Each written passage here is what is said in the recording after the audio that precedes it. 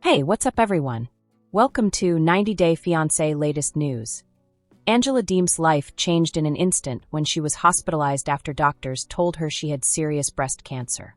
Pictures that showed the larger-than-life reality, star lying in a hospital bed, went viral. She is known for her fiery nature and rocky relationship with Michael Ilisamy on 90 Day Fiancé. She had her blonde hair pushed back, and her face looked exhausted but determined. Even though she was scared, there was something unbreakable about her demeanor. People who had spent years arguing about her decisions and making fun of her anger now filled her social media accounts with prayers and words of support. This time, the comment area wasn't a place for fighting, it was a place for kindness. Angela's doctors told her that she didn't have to be scared. The cancer was bad, but it could be treated, and surgery was coming up shortly. They assured her that she had a good chance of getting better. But in private, the shock of the diagnosis shook her up in a way that no fight on film ever had. Angela had been the one who yelled the loudest, who wouldn't back down, and who could push through emotional pain with sheer willpower for years. But after the hospital was quiet and visitors had left, she told her family that this fight was different.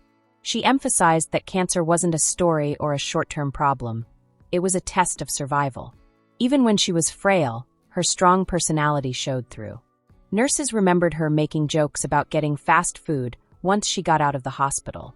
Friends said she still screamed instructions over the phone and wouldn't let her daughters and grandchildren see her cry for too long. Her family, especially her daughter Skyla and her grandchildren, were the most important things in her life. The kids gave her hand-drawn cards with brilliant colors and unsteady words of encouragement. She proudly taped them next to her bed. She informed her loved ones that she had to battle cancer for them and that she needed to live to see them grow up, graduate, and start their own families. Michael called all the time from across the seas. Their marriage had survived many storms, such as visa delays, betrayals, and extended periods of separation, but the news of Angela's cancer hit him harder than any fight ever had. Even though he couldn't be there with her, he called her every morning and night to tell her to be strong and promised to pray for her. Angela told her friends that she felt bad that he couldn't hold her hand through this, but his words, even from Nigeria, still made her feel better. Her friends and neighbors in Hazelhurst said that when she initially heard of the diagnosis, her customary swagger turned into tears. But the defiance came back almost as swiftly. She told them she didn't have time for what-ifs or regrets. She would do everything she could to win. Cancer took everything away from a lady whose life had been lived in the public eye, and whose faults and successes had been picked apart by millions. It brought her back to the essence of who she was, a grandma, a wife, a daughter, and a warrior. Some of her castmates, who had fought with her in the past, wrote her messages of affection. The reality TV community, which is usually full of turmoil, seemed to come together to support Angela's fight. Even people who used to make fun of her started to see her in a different way. They talked about how easy it is to forget that reality stars are real people, and that their bodies and hearts are weak when the cameras are off. Angela, who used to be a source of entertainment and anger, became a symbol of both weakness and strength. Angela sent her followers a short message from her hospital room. Her voice was scratchy, but it was evident that she was determined. She said she wasn't going anywhere, that cancer wouldn't beat her, and that she loved her supporters for praying for her. The video went viral and was seen by more than 1 million people, which showed that her spirit was still strong. When she was alone at night, she wondered about what was to come: the operation, the therapies, and the chance that it might take a long time to be better. She was scared of how hard it would be, but she also envisioned herself on the other side of it, leaving the hospital, holding her grandkids, and maybe even laughing on camera again one day. She kept telling herself that she was Angela Deem and that she had always been a survivor. The narrative she told became more than just hers. Women all over the world, many of whom were her age or older, started to relate to her fight and see themselves in her. For years, people had either cheered for her, judged her, or fought about her choices. Now they were praying for her. Angela's honest acceptance of her situation and refusal to feel sorry for herself struck a chord. She had always been honest, and now that same honesty gave her strength. She sent one last message on her social media before her surgery day. It was a single line on a black background that said, "Cancer doesn't know who it's messing with." It said she was Angela Deem and that she wasn't done yet. Fans shared it thousands of times, saying her words over and over like a battle cry. Angela Deem, who used to be the loudest person on reality TV, was now in the quietest and most vulnerable battle of her life. But she faced it with defiance, love for her family, and the will to come out stronger, as she always does. And while she lay in that hospital bed, the world that had once laughed, criticized, and doubted her now held its breath, hoping she would get better. Angela Deem laid back on the hard pillows of her hospital bed and looked up at the ceiling tiles, which were covered in dull beige squares. The heart monitor's steady beeping and the air conditioner's low hum were always with her now. She disliked the quietness and how silence weighed her down, but it was in those calm times that her thoughts wandered the most. The nurses came and went, checking her IVs, taking her vital signs, and making changes to the machines. She joked with them when she could, telling one nurse that she would give her hell if she didn't bring her extra iced chips.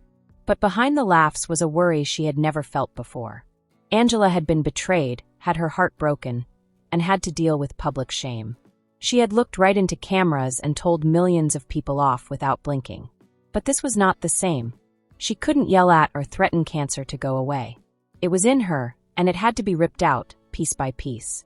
That morning, Skyla, her daughter, sat quietly by her bedside and looked at her phone as Angela tried to keep her mind off things by watching TV with the sound off across the room. Skyla was always there, which made me feel safe. Angela would sometimes look over at her daughter and feel a rush of thankfulness. Skyla had always been tough and rolled her eyes at her mother's drama, but now she was Angela's rock. "Are you okay, Mama?" Skyla asked softly when she saw her looking at her. Angela took a big breath. "I'm not okay, baby, but I will be." She kept making that vow to her kids, her grandkids, and Michael on the phone. She would be okay since she had no other alternative. The cancer wasn't going to take her away from them. Not yet. Later that day, the grandchildren came to see them. Their little voices made the clean space feel warm. They gingerly went onto the bed, hugged their Nana, and told her stories about school and showed her pictures they had drawn. Someone sent her a picture of a bright yellow sun shining on a house with the words, "Nana Strong," written in crayon on top of it. Angela held the picture to her chest and blinked back tears. She said, "You see this? This is why I won't give up. You all need me, and I'm not going anywhere." The kids nodded, fully trusting her. Angela believed in herself at that moment too. But the shadows came back as darkness fell, and the room was empty again. She looked at the constant stream of remarks from fans on her phone. Some came from people she had never met who were praying for her and giving her support. Others were from people who had been critical of her for a long time, but now wanted her to be better. She noticed one letter in particular. "Angela, my mother fought breast cancer when she was 60. You can do it too. You have more strength than you think." She read it again and again, letting the words sink in. "More powerful than you think." She thought back to her upbringing in Hazelhurst and her mother, who worked long hours and nurtured her with tough love. Angela remembered the teachings about being strong, sticking up for herself, and never giving up in a struggle. She thought of all the women in her family who had been through horrible times yet kept going. She knew that she was now carrying them all with her. Michael's video calls were the only thing that kept her going. Every morning, his face would show up on the small hospital screen, and his voice would be full of worry. He would ask, "How are you feeling today, baby?" "I'm tired, Michael, but I'm fighting," she would say. "That's good. You fight. Every hour I pray. God is with you." The distance between Georgia and Nigeria was greater than ever, and sometimes they just sat in quiet and looked at each other from thousands of miles away. Angela missed him being there, how he used to rub her back when she was sad, and how he could make her laugh even when she didn't want to. She said she regretted that he wasn't there to help her through this. He said that even though they were far apart, his heart was with her. It wasn't ideal, but it was better than nothing. Angela couldn't sleep the night before her surgery. She couldn't sleep because she kept thinking about what was going to happen next. Being brought into the operating room, getting anesthesia, and having blades sliced into her. She saw the clock move beyond midnight, 2 and 4. Her mind went over every choice she had made, every fight, every joke, and every regret. She thought about whether her smoking and being adamant about her health had led her here.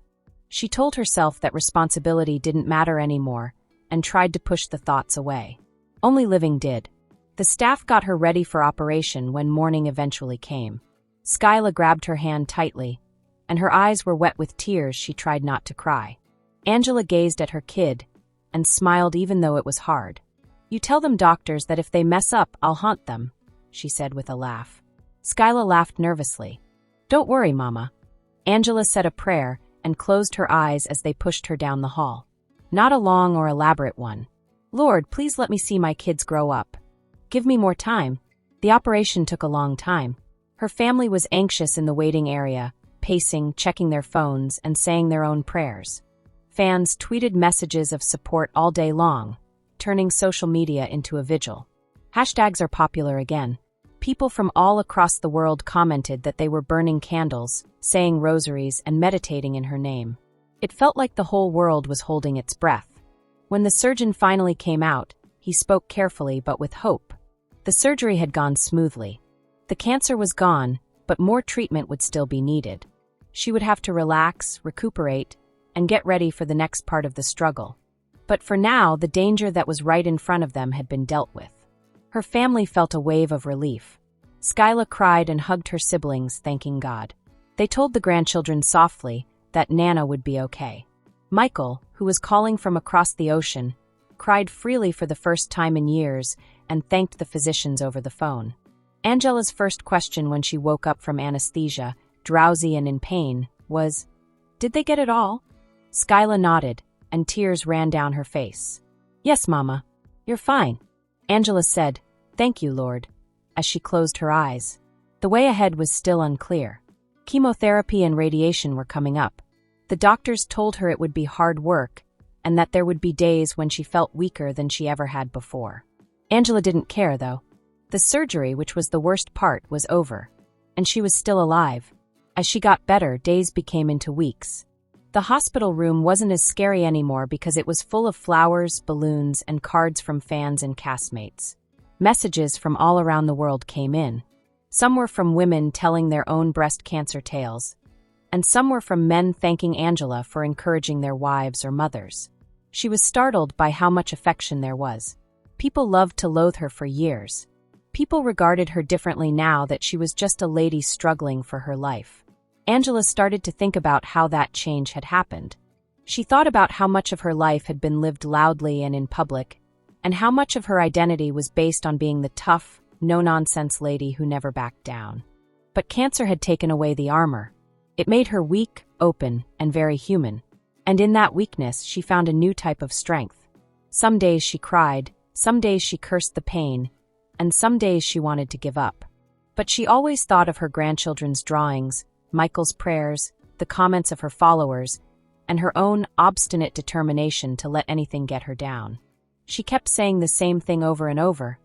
"I'm not done yet." She looked in the mirror months later and saw that her hair was getting thinner from the treatment. She felt a pain of loss. Her dramatic makeup and vivid blonde hair were always a part of who she was. But as she looked in the mirror, she saw that beauty was no longer important. It was alive. It was strong. And at that moment, she saw herself in a new light that made her feel beautiful. Angela's story went beyond reality TV.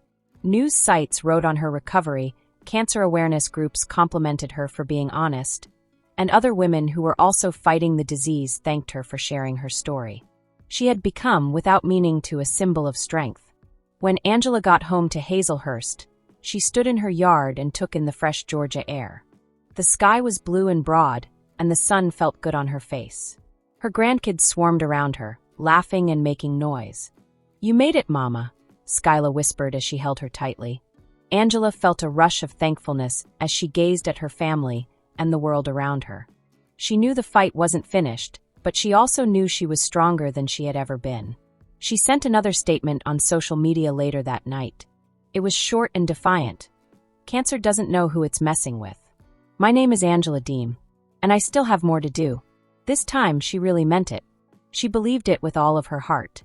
This gossip is over. If you liked the video, then give your opinion in the comment box and stay with us by subscribing the channel.